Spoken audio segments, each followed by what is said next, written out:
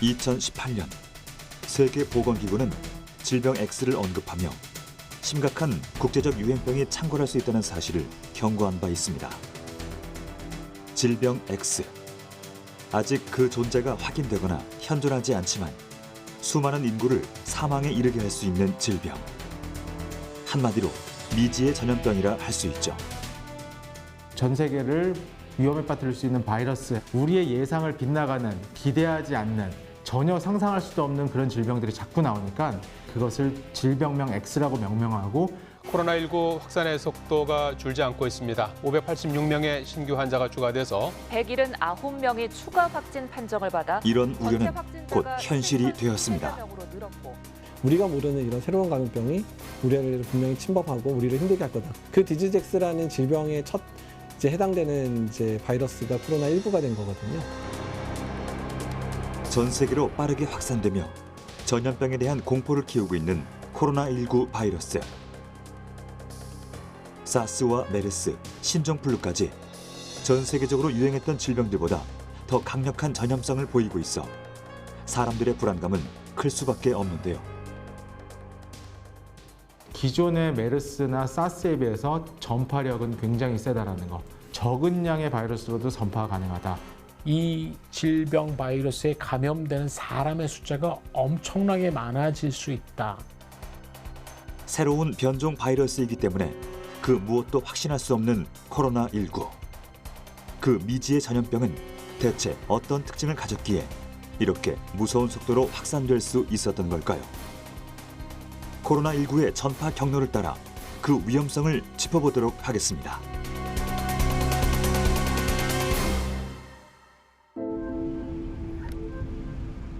지난 3월 11일 세계보건기구는 공식적으로 코로나 바이러스 감염증 19에 대해 세계적인 대유행, 즉 팬데믹을 선언했습니다.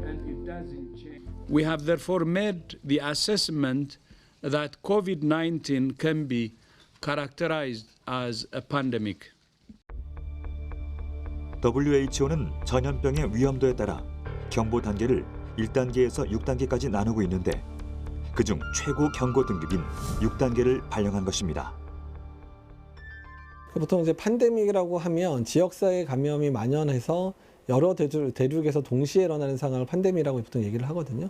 지금 아시아권의 중국, 우리나라, 일본에서 어느 정도 유행 상황이 펼쳐지고 있는데 유럽에서도 시작됐고 또 중동에서도 시작됐잖아요. 이런 대규모 발병 상황이 여러 지역에 여러 대륙에 동시다발적으로 일어나면 그걸 팬데믹이라고 얘기를 합니다.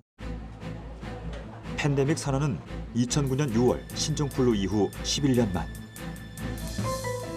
코로나19 사태가 전 세계적으로 심각한 국면에 접어든 것은 분명한 사실입니다. 산발적인 유행이 전 세계적으로 계속해서 발생하는 상황이 몇 년 동안 계속 지속될 가능성이 높거든요. 그래서 팬데믹의 가능성이 상당히 높은 바이러스고 그 바이러스가 주로 저소득국가 중심으로 해서 확산될 가능성이 높고 그러면서 토착화된다면 상당 기간 전 세계적으로 유행이 계속 산발적인 유행이 있을 수 있겠다. 실제로 지난 3월 6일 전 세계의 코로나19 확진자는 10만 명을 넘어섰습니다. 중국 후베이성 우한시에서 코로나 바이러스 감염증 19가 처음 발병한 지 단 66일 만에 확진자 숫자가 10만 명을 돌파한 겁니다. 이 질병으로 인한 사망자 역시 6일 기준 약 3,500명에 달했는데요. 갑자기 출몰한 바이러스는 전 세계 6개 대륙을 단시간에 모두 뚫었고 그 결과 90여 개국에서 확진자가 속출하고 있습니다. 이제 지구상의 어떤 곳도 코로나19로부터 안전하지 못한 건데요. 짧은 시간에 전 세계인들을 위협하고 있는 코로나19. 대체 이 바이러스의 정체는 무엇일까요? 코로나 바이러스는 굉장히 다양한 동물, 사람의 질병의 원인이 되는, 심지어는 사람의 감기 바이러스의 원인체 중에도 하나예요. 이번 신종 코로나는 이런 코로나 바이러스들 중에 원래 박쥐가 가지고 있던 사스와 비슷한 코로나 바이러스가 또 사람한테 넘어와서 질병을 유발했다고 해서 지금까지 발견되지 않은 최초의 다른 바이러스, 노블 코로나가 나왔다고 해서 신종 코로나라고 부르고 있습니다. 사실 코로나 바이러스의 존재가 처음 세상에 알려진 건 1967년입니다. 영국의 한 연구소에서 감기의 원인 바이러스를 규명하는 과정에 발견됐는데요. 당시만 해도 코로나 바이러스는 사람에게 가벼운 코감기나 설사를 일으키는 정도로만 알려졌고 그 위험성이 낮아 큰 이슈가 되지 않았습니다. 그런데 2002년 11월 중국에서 시작된 사스. 약 9개월간 8천여 명을 감염시켜 750명 이상의 사망자를 냈었죠. 2012년엔 중동 지역을 중심으로 메르스가 번지기 시작했고 2015년 9월까지 감염자 약 1,500명, 사망자 580여 명을 기록했습니다. 메르스 사태 당시에는 우리나라에서도 186명이 감염돼 38명의 사망자가 발생하기도 했는데요. 여기서 우리가 주목해야 할 것은 사스와 메르스 모두 코로나 바이러스의 변이종이었다는 사실입니다. 이 코로나 바이러스는 또 특이한 점이 어떤 동물에서는 호흡기 질병을 유발하고 어떤 동물에서는 소화기 질병을 유발하고 그러니까 굉장히 중구난방, 대처하기가 어려운 바이러스예요. RNA 바이러스니까 돌연변이도 잘 일어나고 거기에 덮쳐서 이 유전자가 굉장히 큽니다. 인플루엔자가 보통 저희가 15kb, 15K 킬로베이스인데 얘네들이 27kb, 그러니까 2배 가까이 되죠. 굉장히 길어요. 기니까 돌연변이가 훨씬 잘 일어나겠죠. 코로나 바이러스는 화학적 상태가 불안정한 RNA 유전체로 이루어져 있어 쉽게 돌연변이를 일으키는 것으로 알려져 있습니다. 그 대표적인 변종이 사스와 메르스. 더 이상 코로나 바이러스를 흔한 감기 바이러스로 치부해선 안 된다는 것을 강력히 경고한 셈이죠. 아니나 다를까 메르스가 종식된 지 4년 만인 2019년 12월 코로나 바이러스의 또 다른 변이종 코로나19가 세상에 모습을 드러냈습니다. 이제까지 우리가 알고 있던 코로나 바이러스와 닮은 듯 다른 모습으로 말이죠. nCoV, N 코로나 바이러스는 사스 코로나 바이러스에 속하게 됩니다. 특히 그 박쥐 사스 코로나 바이러스하고 한 89% 정도의 유전 정보가 일치하고 있다라고 보시면 됩니다. 그 유전 정보 자체가 서열이라든지 이런 것들이 비슷하다는 얘기지 그렇다고 꼭 같다고 볼 수는 없습니다. 그래서 지금까지 사스를 대상으로 해서 그 연구했던 진단이나 예방이나 치료제 이런 것들이 직접적으로 적용될 수가 없고 우리가 코로나19에 대해 알 수 있는 정보는 사스와 유사한 점이 많다는 것뿐인데요. 사스는 2002년 중국 남부의 광둥 지방에서 처음 생겨난 신종 감염병이었습니다. 박쥐에 있던 바이러스가 사양 고양이를 매개로 전파된 것으로 작은 입자의 형태로 공기 중에 떠다니다가 사람에게 접촉하는 방식으로 전파됐죠. 코로나19 바이러스 역시 사스처럼 박쥐에서 유래된 것으로 알려졌는데요. 뱀 혹은 밍크, 천산갑 등이 중간 매개체가 됐을 것으로 추측됩니다. 여기서 한 가지 분명한 건 코로나19 역시 동물로부터 옮겨진 인수공통 감염 바이러스라는 사실입니다. 인수공통 감염병은 말 그대로 동물에서 유래된 감염병이 사람한테 넘어와서 질병을 유발하는 그런 원인체고요. 어느 보고에서는 뱀이라는 경우도 있고 밍크라는 얘기도 있지만 중간에 어떠한 게 매개체가 있는 것인지 아직까지 밝혀져 있지 않고요. 기본적으로 이제 동물에 갖고 있는 바이러스와 동일한 바이러스라고 보시면 돼요. 정확한 이유는 모르지만 치명적이거나 질병을 크게 유발할 수 있는 것들이 넘어와서 문제를 유발하니까 우리들이 인식을 하게 되는 거죠. 인수공통 감염병은 기본적으로 동물들이 갖고 있던 바이러스가 돌연변이를 일으키면서 사람에게 전파되는 것인데요. 그중 일부는 사람에게 치명적인 전염병을 일으키게 됩니다. 고병원성 조류 독감이나 아프리카 돼지 열병, 지카 바이러스 등 수많은 질병들이 인수 공통 감염병에 속하는데요. 코로나19 역시 그중 하나인 것이죠. 문제는 코로나19의 경우 지금까지 우리가 경험했던 그 어떤 바이러스보다 특이성이 많다는 점입니다. 이란은 지난 19일 이곳에서 첫 환자가 발생한 이후 중동 지역에서 가장 많은 확진자와 사망자를 기록했습니다. 이탈리아에서 코로나19 사망자와 확진자가 급증했습니다. 프랑스에서 코로나19 확진자가 급증하고 있습니다. 코로나19의 막강한 전파력은 수치로 나타났습니다. 사스의 경우 약 8개월에 걸쳐 8천여 명이 감염됐지만 코로나19는 단 2달여 만에 전 세계적으로 10만 명을 감염시킬 만큼 빠른 전파 속도를 보이고 있는 건데요. 현재 WHO는 코로나19의 기초감염 재생산 지수, 즉 환자 한 명이 직접 감염시키는 평균 인원을 독감 수준인 1.4에서 2.5로 보고했지만 실제로는 이보다 높을 것으로 추정되는 상황입니다. 전파력이라고 하는 것은 사실 한 사람이 몇 사람에게 감염을 전파할 수 있겠는가를 평균치로 나타내는 R0 혹은 R0라고 하는 값인데 이것이 보통 2 정도가 되면 상당히 높은 값입니다. 즉 대단히 지역적 유행이 일어날 수 있다는 것이거든요. 사스가 거기에 가까웠습니다. 코로나19 바이러스의 경우에는 이들이 가지고 있는 R5 값은 적어도 3, 4에 육박할 정도가 아니냐라고 사람들이 우려하고 있습니다. 그렇다면 코로나19는 어떻게 사스보다 더 강력한 전염력을 갖게 된 걸까요? 사스와 코로나19 바이러스 모두 인체에 침투하는 과정은 비슷하다는데요. 바이러스가 사람의 세포 표면에 존재하는 수용체 단백질인 ACE2와 결합하는 방식입니다. 그런데 이때 차이가 나는 것은 바로 수용체 단백질과의 결합력입니다. 즉, 바이러스가 단백질에 얼마나 잘 달라붙는지 그 정도의 차이가 전염성을 결정하는데요. 코로나19 겉표면에 달린 뾰족한 돌기, 즉 스파이크 단백질이 사스의 것보다 ACE2와 잘 맞아떨어지기 때문에 전염성이 높다는 것이죠.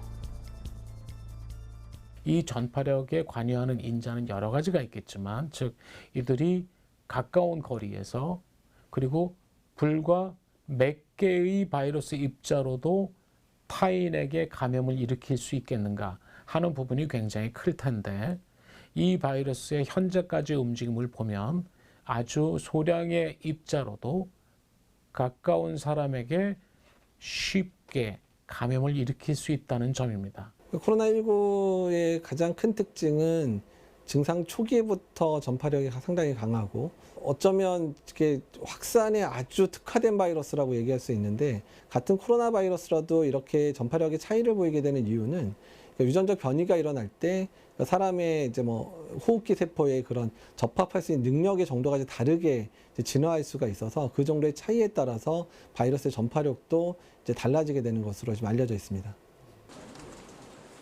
코로나19의 특이점은 또 있습니다. 신종 코로나 바이러스 감염증은 증상이 감기 등 일반 호흡기 질환과 유사하여 구별이 어렵고 무증상, 갱증 환자에서 감염증이 전파되는 경우도 나타나고 있어 기존 감염병에 비해 방역 관리를 한층 더 어렵게 만드는 특성이 있습니다.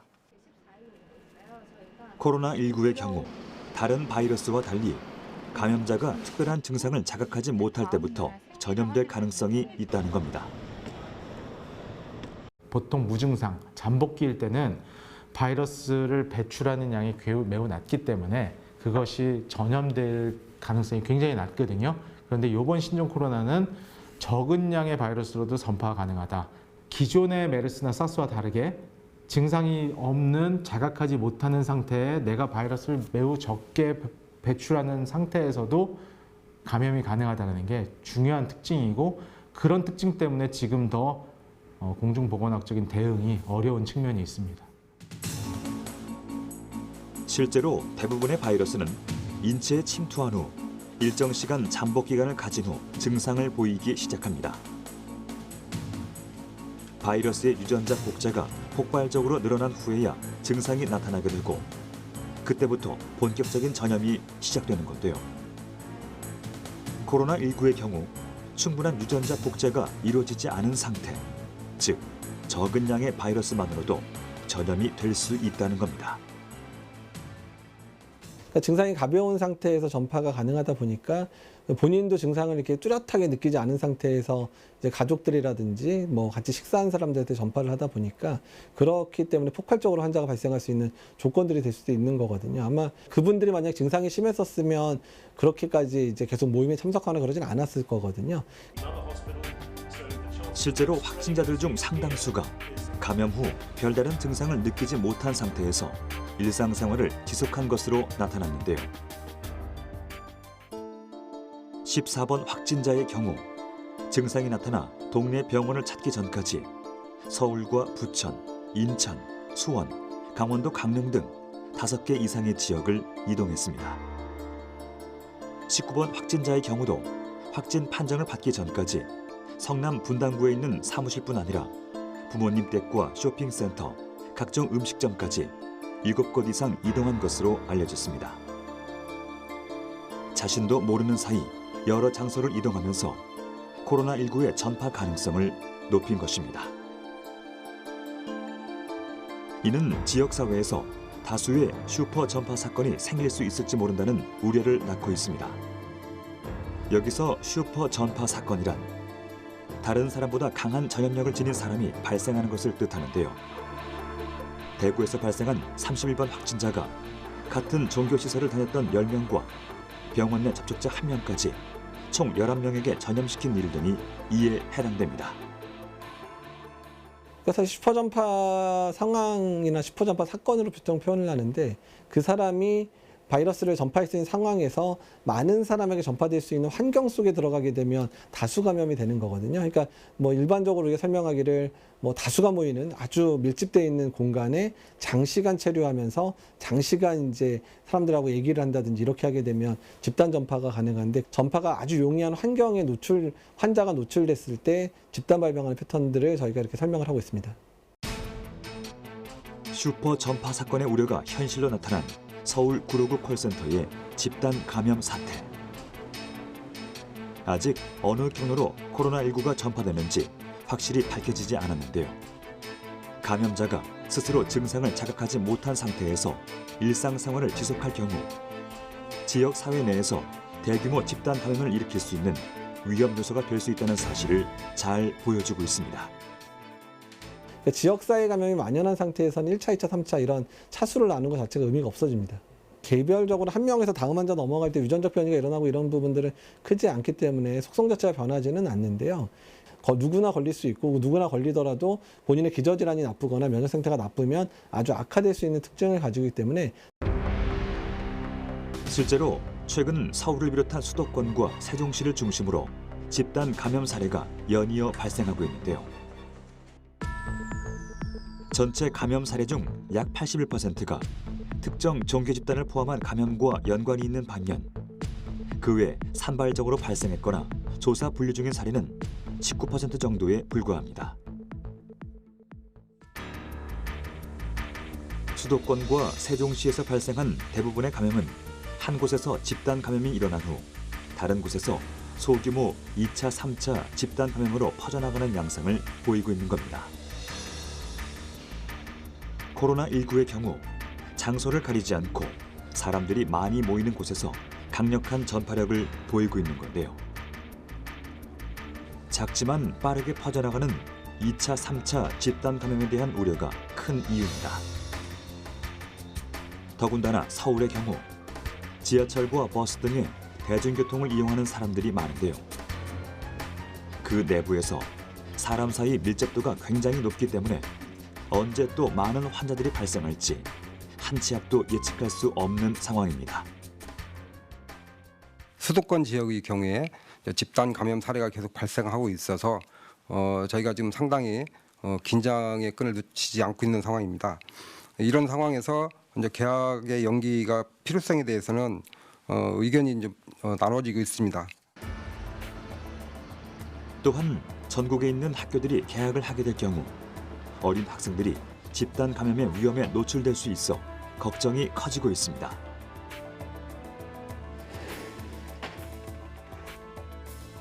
코로나19의 경우 젊고 건강한 사람에 대한 치명률이 낮다고 알려져 있지만 확진자가 많아질수록 코로나19로 인해 치명상을 입는 사람의 숫자 역시 늘어날 수밖에 없기 때문입니다.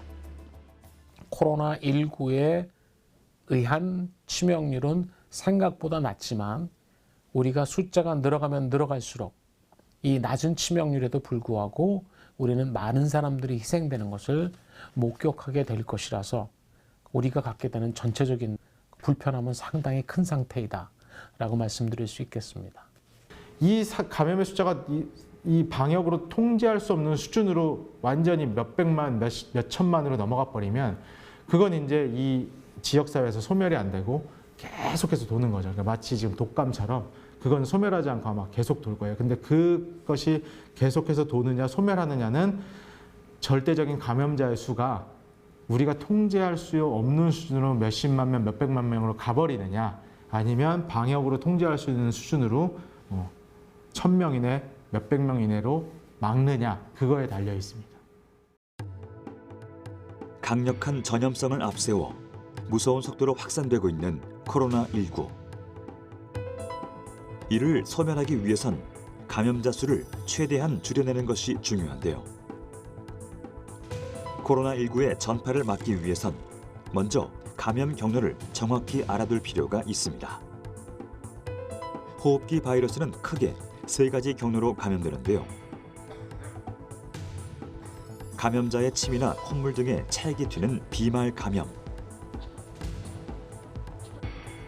공기 중에 떠다니는 바이러스로 감염되는 공기 감염, 그리고 병원체가 직접 전염되는 접촉 감염이 있습니다.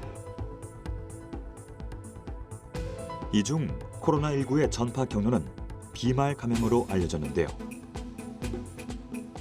비말의 크기는 5마이크로미터 이상. 일반적으로 기침을 한 번 할 때 약 3,000개의 비말이 전방 2m 내로 분사되는 것으로 알려져 있습니다. 이를 막기 위해선 무엇보다 비말을 직접 차단하기 위해 마스크를 착용하는 것이 중요한데요.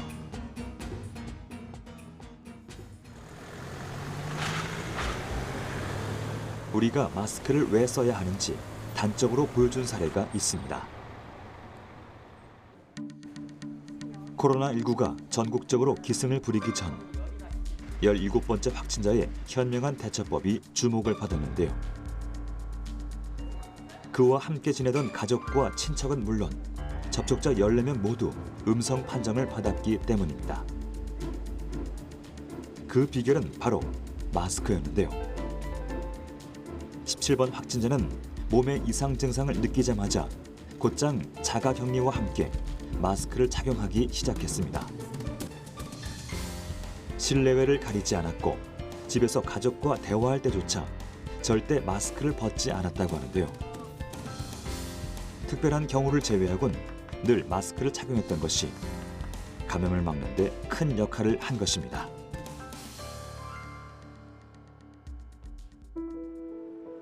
개개인이 행동 수칙을 지킴으로써 감염의 경로를 차단하는 것.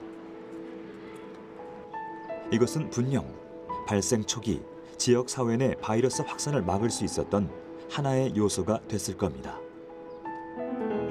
건강한 사람이라면 바이러스가 침투했을 경우 스스로 면역 체계를 발동해 방어하겠지만 이 방어막을 더 강화시키는 것이 바로 마스크인 셈이죠.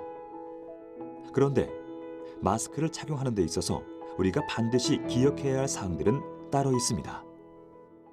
일단 마스크 착용이 항상 필요한 건 아니고요. 마스크 착용이 이제 중요한 행동이긴 한데 마스크 착용을 어떤 상황에서 하는 게 더 도움이 되는지를 좀 알고 계셔야 되고 본인이 갖고 있는 이제 분비물 같은 게 밖에 묻거나 다른 사람한테 옮기는 걸 막을 수 있기 때문에 본인이 호흡기 증상이 있으면 마스크 착용이 되게 중요하고 반대로 상대편이 호흡기 증상이 있을 때 본인이 마스크 착용을 하는 게 또 필요하겠습니다. 또 밀폐된 공간이나 이런 게 이제 장시간 있게 된 상황에서는 마스크 착용이 좀 도움이 될 수가 있고요. 우리가 비말을 통한 감염을 막기 위해 사용하는 것은 바로 보건용 마스크입니다.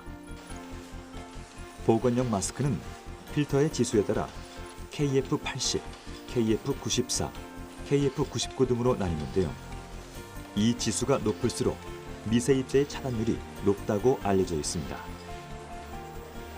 KF란 코리안 필터 지수라는 뜻으로 식품의약품안전처의 성능을 인증받은 마스크를 말하는데요. 보건용 마스크의 분진 포집 효율 검사에 따르면 KF80은 평균 0.6 마이크로미터 크기의 미세입자를 80% 이상 걸러낼 수 있습니다.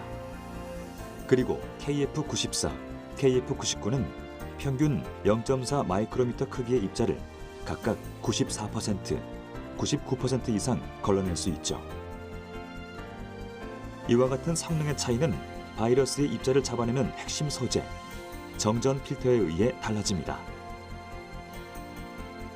보건용 마스크는 주로 겉감, 지지체, 정전 필터, 안감을 나누어 조합하는데요. 마스크의 구조상 겉감이 1차적 미세입자를 거르는 역할, 그리고 정전 필터는 겉감에서 걸러지지 않는 더 작은 입자를 최종적으로 걸러주는 역할을 합니다.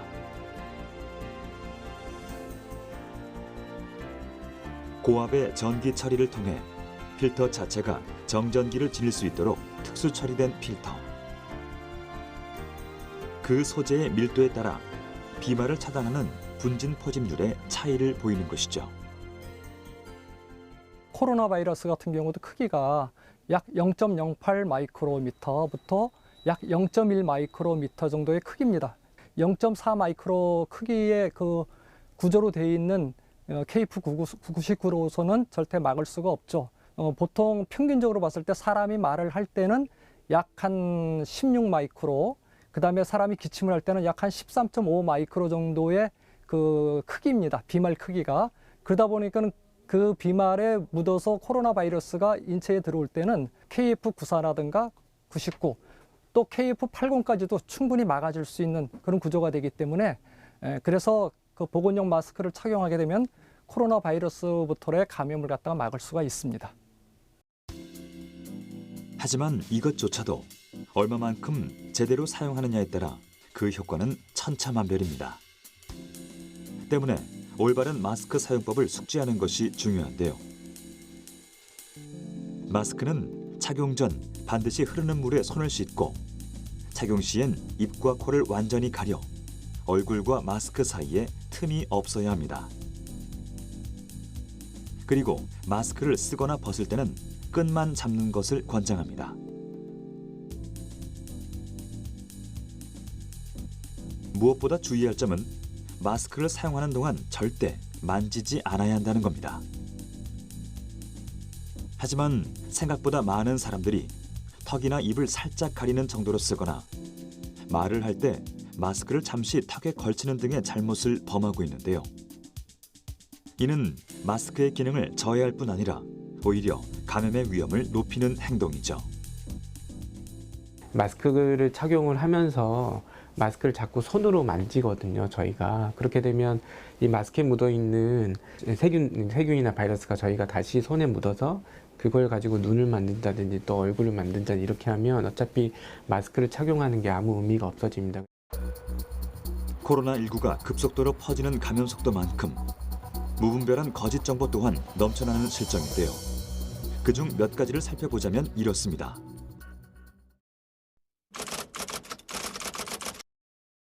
사실이 아닙니다.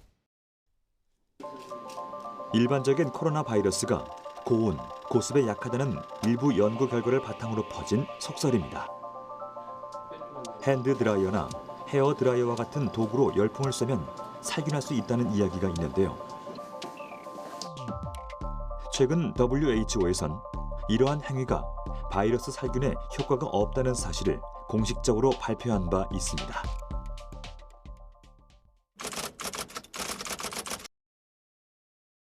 가능성이 매우 낮습니다. 코로나19 바이러스는 알려진 대로 비말 감염입니다. 가능성을 완전히 배제할 수는 없지만 현재까진 에어로졸 감염으로 확진된 사례나 명확히 밝혀진 연구 결과는 없습니다. 아직도 여전히 많은 분들이 그 점에 대해서 오해가 있는 것 같습니다. 에어로졸 감염은 당연히 감염 위험이 있습니다. 그러나 그거는 아주 밀폐된 공간에서 장시간 같이 있을 때 공기로 에어로졸로 전파되는 거고요. 일반 생활 환경이나 대기 환경에서 에어로졸의 감염, 즉 공기를 통해서 에어로졸이 전파되는 감염은 거의 위험성이 없다. 주의는 필요하나 그럴 필요는 없습니다. 역설적이게도 확진자가 방문한 곳은 이미 철저한 방역 후 위생적이고 안전한 상태라고 할 수 있습니다. 확진자의 동선을 공개하는 것은 당시 같은 시간에 함께 있었던 사람들에게 혹시 모를 감염의 위험을 알리기 위한 것입니다. 새로운 전염병의 등장. 코로나19 바이러스는 우리에겐 두려움의 대상일 수 있습니다. 그만큼 올바른 정보를 구분하고 철저한 위생 관리에 힘쓰며 스스로의 안전을 대비할 줄 알아야겠죠.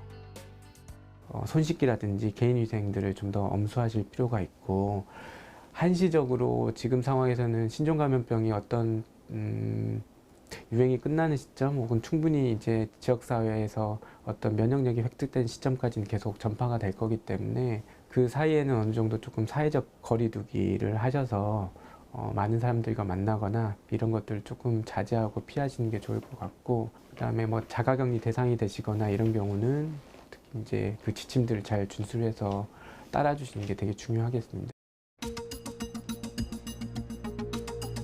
코로나19 바이러스가 지닌 강한 전파력은 단연 인구 밀집도가 높은 곳에서 두드러질 수밖에 없습니다. 사람과 사람의 거리 간격이 밀접할 수밖에 없고 가벼운 접촉은 일상처럼 자연스럽게 일어나죠. 때문에 대도시를 비롯한 여러 지역에선 감염 초기 단계부터 예방을 위한 방역 활동에 주력하고 있습니다. 방역의 우선순위는 많은 사람이 모이는 장소입니다. 좁은 면적 대비 인구수가 많아 안전거리를 유지하기 힘든 곳이라면 더욱 철저하게 방역이 이루어져야겠죠. 그 중에서도 사람의 손이 자주 닿는 곳을 집중적으로 진행해야 하는데요. 손잡이나 문고리, 책걸상, 밀폐된 엘리베이터 안의 버튼 등 손이 직접적으로 닿는 곳은 외부에서 묻어온 바이러스에 노출되기 쉽습니다. 그만큼 간접 접촉이 일어날 확률 또한 높은데요.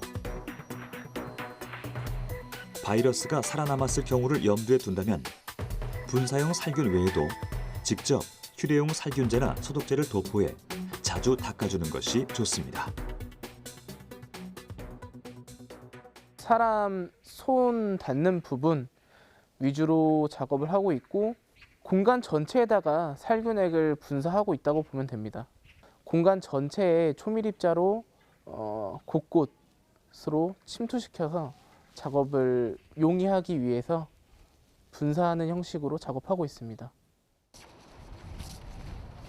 살균제는 코로나 바이러스 대응 지침 매뉴얼에 따라 식품의약품안전처에서 권고하는 코로나 살균 소독제를 초밀입자 형태로 분사합니다. 비말 감염이나 공기 감염에 맞춘 방역 방식인데요. 0.5에서 50 마이크로미터 직경 이내의 물방울을 안개와 같은 입자로 고르게 살포해 약제 효과를 높이는 겁니다. 입자가 작을수록 바이러스 내부까지 곳곳으로 침투할 수 있는데요. 오염원의 단백질이나 지방 등 세포벽의 성분을 녹일 수 있어 바이러스 입자 자체를 물리적으로 파괴할 수 있습니다. 여기에 분사력이 더해진다면 방역하는 이의 손이 닿지 않는 곳까지 보다 효율적인 방역 효과를 기대할 수 있죠. 휴대용 분무기라고 생각하시면 되시고요. 그러니까 이제 그 ULV는 그 살균액을 그러니까 초밀입자로 이렇게 분출을 해가지고 코팅하는 방식이며, 그리고 이제 그 일반 분무기보다도 그 이제 효율적이고 효과가 크다고 볼 수 있습니다. 일말의 감염이라도 그 가능성이 어디에나 도사리고 있다면 이를 대비하기 위한 대책에도 힘써야 할 텐데요. 전 방위적인 방역 소독은 다중 이용 시설을 중심으로 진행합니다. 불특정 다수인이 이용하는 시설인 만큼 사람들의 접촉이 직간접적으로 발생하기 마련이죠. 자치단체가 지역 주민들의 이동과 접촉이 잦은 공공장소 방역까지 신경을 쓰는 이유입니다. 많은 사람들이 모이는 곳은 모두 하고 있습니다. 버스 정류장을 포함해서 특히 전통시장 같은 경우에는 많은 사람들이 오가기 때문에 방역을 철저히 하고 있는데요. 이 방역이라는 것이 한 번 끝나는 것이 아니라 주기적으로 계속해서 방역을 하고 있습니다. 방역도 해주시고 저희도 조심하고 또 고객분들도 조심하니까 좀 빨리 이렇게 종식이 되지 않을까 그런 안도감은 좀 생겼어요. 방역은 제2의 국방이라는 말이 있는데요. 그만큼 국민의 안전과 건강에 연관되어 있는 부분이라고 생각합니다. 그만큼 감염되기 전에, 전파가 되기 전에 조금 더 방역 활동을 더 철저히 해서 진행을 하면 좋을 것 같습니다. 바이러스의 공격에 가장 민감하게 반응할 수밖에 없는 곳은 또 있습니다. 바로 병원인데요. 병원은 치료하는 곳임과 동시에 세균과 바이러스에 감염된 환자들을 가장 먼저 그리고 매 시간 마주하는 곳이기도 합니다. 그래서 더욱 위생에 신경 써야 하는데요. 이런 상황을 대비해 우리가 할 수 있는 것이 바로 멸균입니다. 우선 첫 번째 예방적인 부분이 있을 거고요. 두 번째는 확산을 하지 않게 해야 되고요. 세 번째는 빠르고 안전한 멸균 오염 제거에 의해서 다시 가동을 해야 되는 게 굉장히 중요한 감염 관리의 중요한 포인트라고 생각합니다. 예를 들면은 병원이라고 하는 장소가 있을 때 병원에는 응급실이 있고 그리고 이제 입원실이나 이런 데가 있지 않습니까? 그렇지만 거기에 만약에 균이나 이런 부분이 어딘가 오염이 되어 있다고 했을 때는 그것이 또 다른 환자에게 이렇게 영향을 줄 수 있기 때문에 지금 같은 상황에서는 멸균을 해야 됩니다. 그렇게 해서 완전하게 다 모든 병원체를 다 없앤 다음에 다시 가동을 할 수가 있지 않습니까? 멸균은 살아있는 세포, 특히 미생물을 사멸시키는 작업입니다. 통상적으로 소독 또는 살균과 혼용에 사용하지만 엄연히 그 역할과 의미는 다릅니다. 소독이 물체 표면의 병원균을 제거해 감염력을 잃게 하는 것이라면 살균은 일부 균은 남기고 병원성 균만을 제거하는 것. 우리가 말하고자 하는 멸균은 병원성과 비병원성을 포함한 모든 형태의 미생물을 제거하는 겁니다. 이 증기화된 과산화수 입자들이 미세 응축을 일으킵니다. 모든 표면에 미세 응축을 일으켜서 모든 표면이 다 사멸이 되고 그리고 공기 중에 날아다니는 그 바이러스나 박테리아까지 다 사멸이 되는 원리입니다. 공간 멸균의 핵심 요소는 바로 과산화수소입니다. 과산화수소 수용액을 순간 증발시켜 발생한 증기를 활용하는 건데요. 증기를 분사하면 멸균 대상 구역이 증기 포화 상태에 도달하면서 미생물의 세포막과 세포질, 핵까지 파괴합니다. 아무리 저항성이 강한 미생물이라도 바이러스의 RNA와 DNA가 파괴돼 멸균하고자 하는 밀폐된 공간의 바이러스를 제거할 수 있는 것이죠.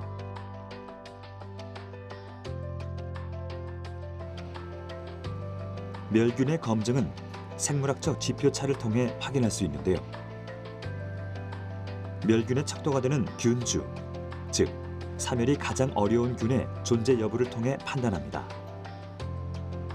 만약 균주가 생장했다면 pH 농도가 낮아지며 노란색으로 변화합니다. 그리고 사멸했다면 보라색으로 남게 되죠. 이러한 변화를 통해 명확한 멸균을 입증할 수 있는 겁니다. 지구상에서 가장 강한 생명체인 스포아가 있습니다. 우리가 포자라고 얘기를 합니다. 그 스포아가 다 불활성화가 됐다라고 하면 모든 병원체가 불활성화됐다라고 우리가 과학적으로 그렇게 채택이 된 그런 방법이 있습니다. 그 스포와를 우리가 100만 개를 심어놓고 1개가 남을 정도, 1개 남는 거, 그렇게 됐을 때 멸균이 됐다라고 얘기를 합니다.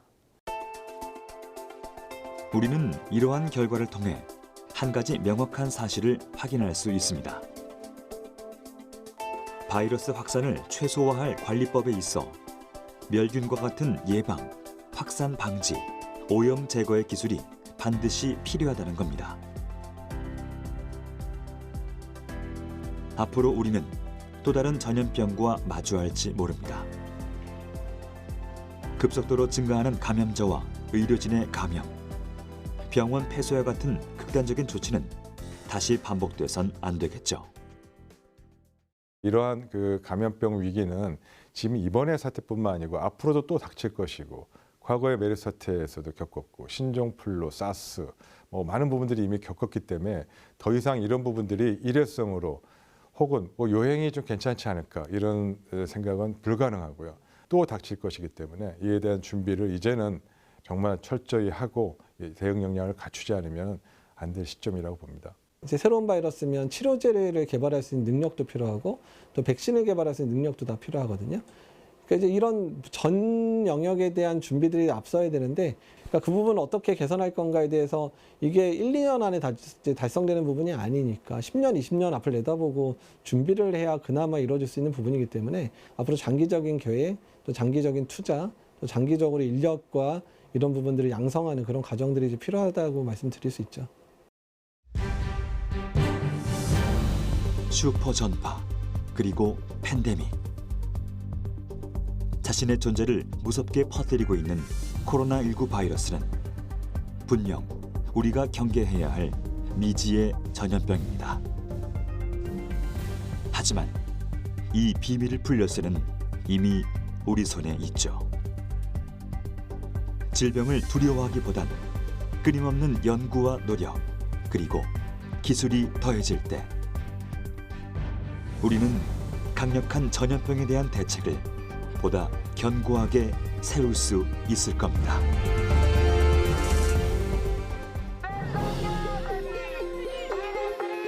전 인류를 위협하는 팬데믹의 서막.